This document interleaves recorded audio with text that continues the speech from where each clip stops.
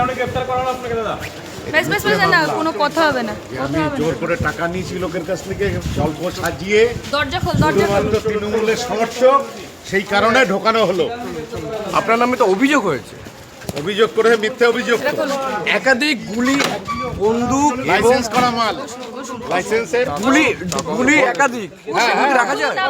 আপনি পরে press conference করবেন, চলুন লাইসেন্স করা মাল তো আমার। কি বলবেন? একাধিক বিদেশি মদ।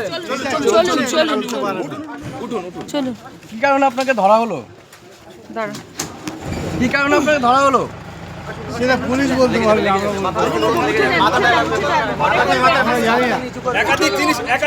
একাধিক জিনিস পাওয়া গেছে আপনার বাড়ি থেকে, বিতর্কিত কিছু বলবেন? কি পাওয়া গেছে? চলো চলো চলো চলো, কি কোথায় যাচ্ছি? গুলি পাওয়া গেছে, আর্মস পাওয়া গেছে। বেশ, বেশ, বেশ, বেশ। আরে ঢোকো না, সিদ্ধা বন্ধ করো, বন্ধ। চলে যান। হুটারটা বাজাবো।